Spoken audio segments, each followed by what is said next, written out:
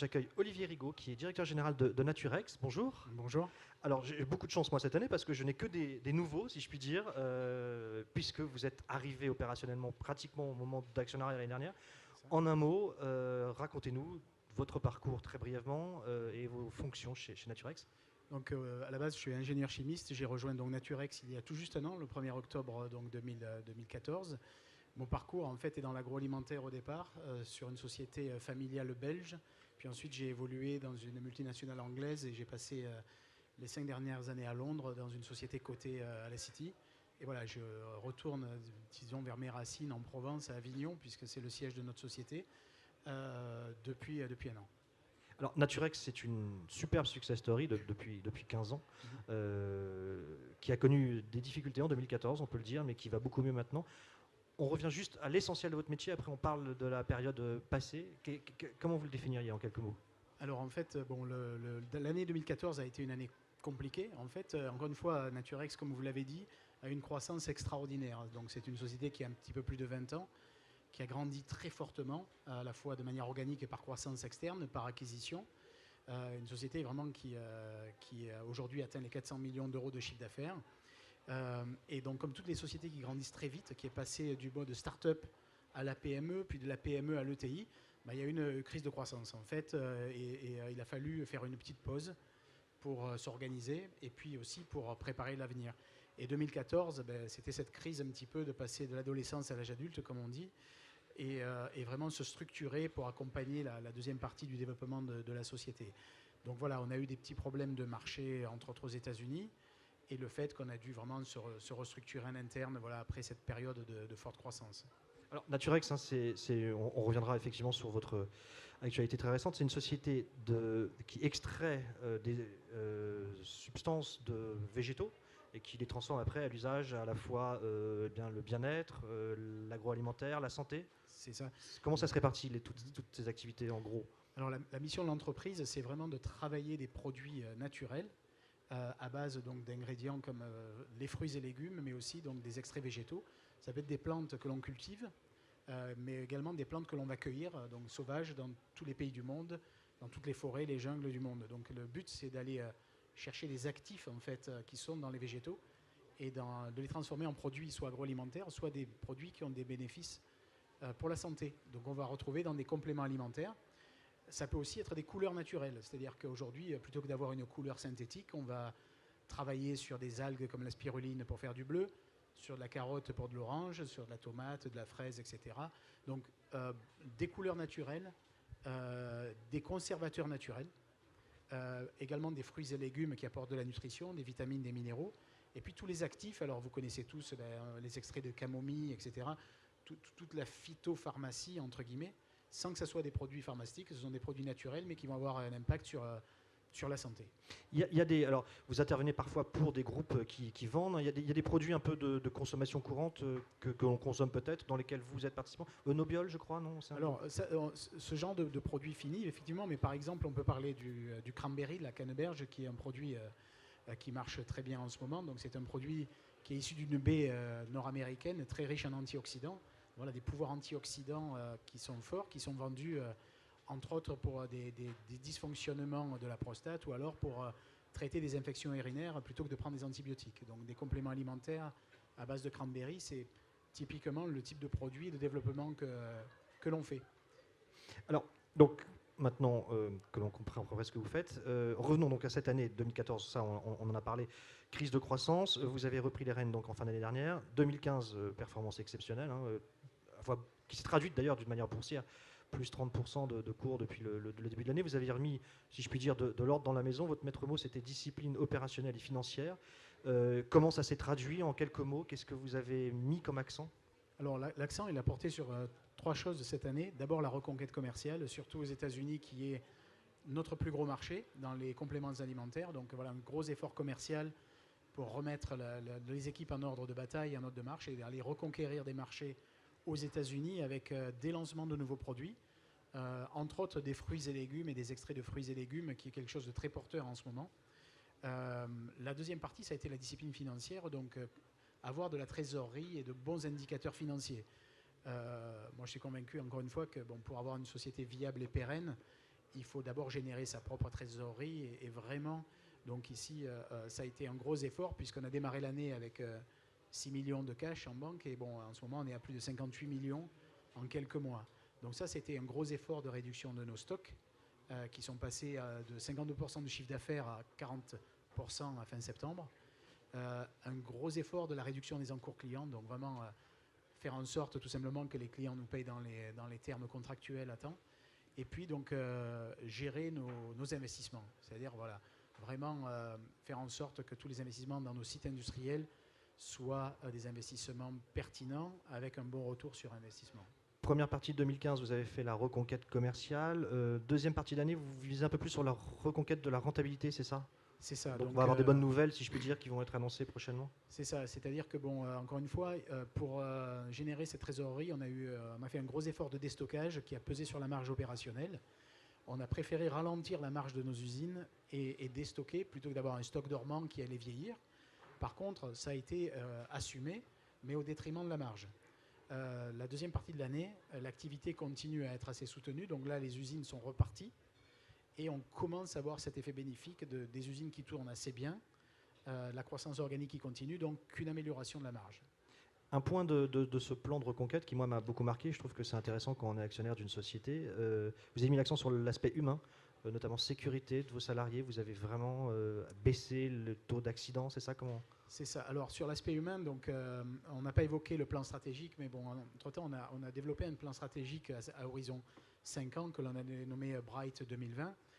Et donc, il y a bien sûr des composantes financières, mais également opérationnelles. Et dans ces composantes-là, on a voulu mettre un aspect particulier sur la notion de culture d'entreprise et de faire attention à nos employés. Et ça s'est traduit par deux éléments.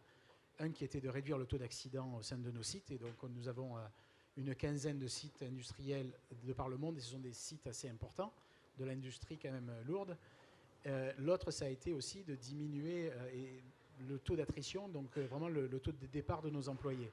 Sur la sécurité, bon, c'est quelque chose qui me tient à cœur parce que je pense que quand on fait attention à ses employés, ben, on fait attention à ses clients, à ses fournisseurs, à la communauté qui nous entoure. Et notre credo chez Naturex, c'est que bon, on ne produit que des produits naturels, donc voilà, on se sert avec la mère nature donc, de produits qui doivent être renouvelables et on doit vraiment s'assurer de la pérennité de notre modèle.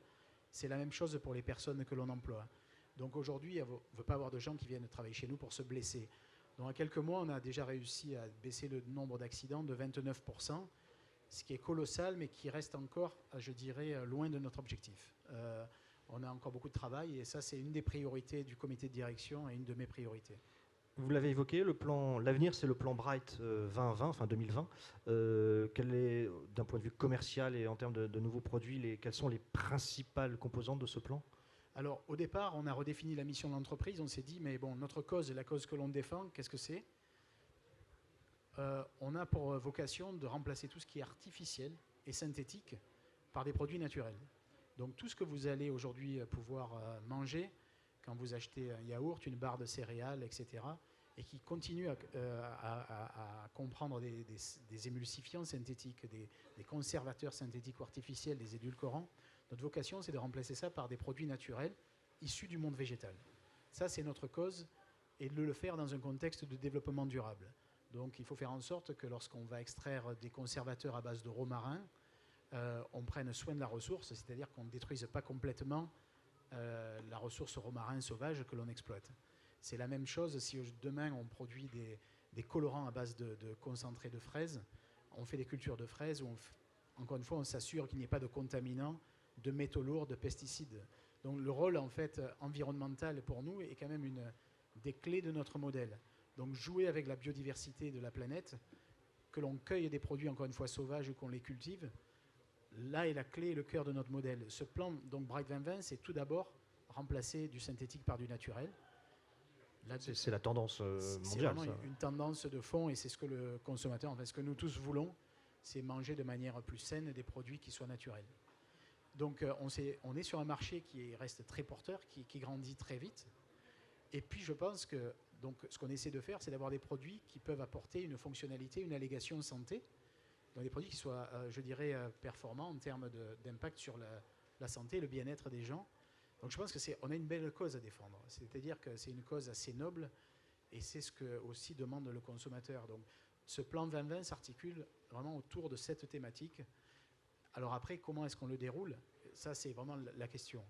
Alors, oui, justement, c'était pas la question que j'allais vous poser. Donc j'allais dire que vous êtes venu avec un beau cadeau pour nous, puisque vous avez fait une belle annonce hier.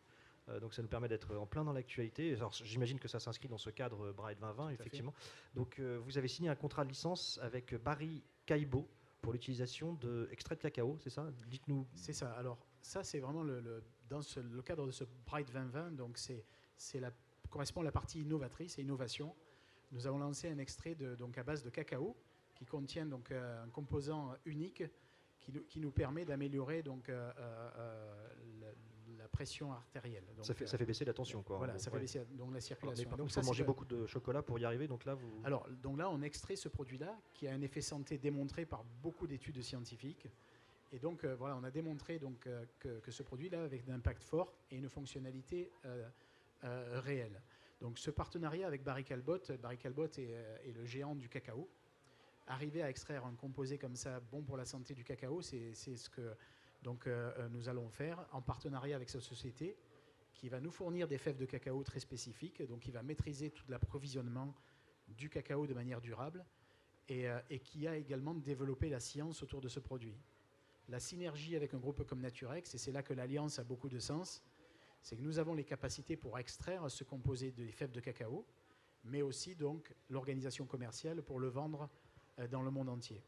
Donc c'est un exemple typique du type de développement de la société Naturex, d'arriver avec un produit naturel, dans ce cadre-là à base de cacao, qui a un impact important sur la santé. On sait tous que les problèmes cardiovasculaires sont une thématique majeure aujourd'hui, avec donc l'obésité croissante et donc le nombre d'accidents cardiovasculaires. Donc si on peut participer à prévenir aujourd'hui ce type de problématique, voilà, ça c'est notre rôle. On n'est pas dans la pharma, on n'est pas dans le médical, on est sur une partie justement donc prévention. Avant de passer sur la partie purement boursière, juste un dernier mot sur ce plan. Donc on a évoqué effectivement le fondement plus naturel, quelques exemples. En termes de finalité de produit, vous misez plutôt maintenant sur la santé, ce qu'on appelle le care ou l'agroalimentaire, si je schématise. Quel est le vrai relais de croissance entre les trois? Alors c'est très équilibré, c'est-à-dire qu'on a aujourd'hui une grosse activité, quasiment 60% dans l'alimentaire. Donc encore une fois, où on va proposer des colorants alimentaires naturels, des conservateurs naturels, des fruits et légumes ou des extraits de fruits et légumes. Ça, c'est 60% de l'activité. Le reste de notre activité, c'est ce qu'on appelle le self-care. Donc de plus en plus d'automédication, mais aussi de plus en plus de cosmétiques à base de produits naturels et d'extraits végétaux. Donc aujourd'hui, on entend parler d'énormément de produits cosmétiques à base de parabènes, etc. Donc là aussi, on a la mission de remplacer ces produits synthétiques par des naturels. Donc la partie self-care compte pour à peu près 40% de l'activité. Alors, on a presque fini. Je me tourne un peu vers vous. Je ne sais pas s'il y a des actionnaires de Naturex dans la salle qui auraient envie de vous poser des questions. Je crois que traditionnellement, vous en avez toujours une ou deux. Donc, n'hésitez pas. Des actionnaires heureux, si c'est le cas, parce que j'ai dit 30% cette année, 45% en un an. Bon, après une année 2014 difficile, mais quand même un cours de bourse qui s'est bien tenu. Je ne sais pas si quelqu'un veut prendre la parole. Il nous reste une ou deux minutes. Monsieur, là-bas, je vous en prie. Oui, l'influence du rapport euro-dollar, pardon, je répète pour tout le monde. Alors très, très positive, puisque donc 45% de notre activité est en dollars. On est très présent aux États-Unis avec deux gros sites industriels sur les actifs végétaux d'un côté, sur les fruits et légumes de l'autre. Donc je dirais, on bénéficie vraiment de notre belle implantation aux États-Unis. Et c'est un gros avantage concurrentiel pour Naturex que d'avoir cru très tôt, depuis le début, au marché américain. Donc on est très très important en Amérique et on en bénéficie fortement. Y a-t-il une autre question, monsieur?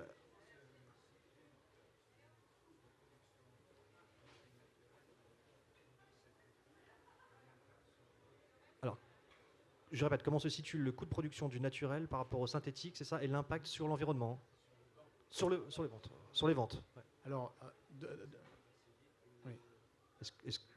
Est-ce que ça facilite ou pas? Voilà. Je traduis, je suis désolé pour tout le monde. Donc aujourd'hui, effectivement, les produits naturels ont un coût de production plus élevé que les produits synthétiques. En règle générale, alors tout dépend bien sûr des secteurs, mais encore une fois, bon, le premium aujourd'hui, alors peut-être de 20 à 50%, ça dépend vraiment des applications, et effectivement c'est une barrière aujourd'hui à la conversion. Par contre, je pense qu'on voit une prise de conscience de plus en plus importante du consommateur pour accepter de payer un premium.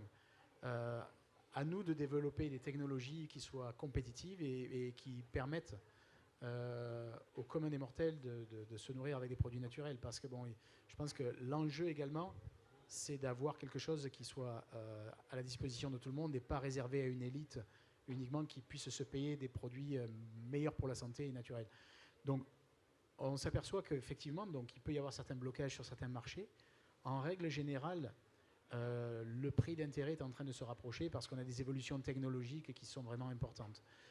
Je parlais des conservateurs naturels. Aujourd'hui, on arrive sur des extraits de romarin ou de la vitamine C à base d'acérola, qui est un fruit qui vient du Brésil.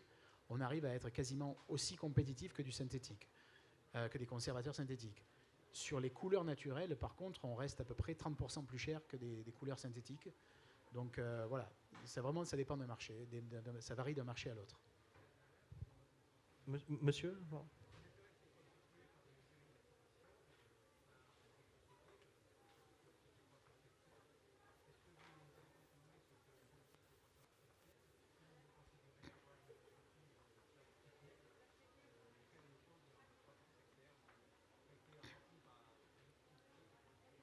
Donc vous avez acquis beaucoup de sociétés, c'est la dernière question, vous avez acquis beaucoup de sociétés, est-ce que vous allez continuer la croissance externe ou est-ce que vous allez consolider ?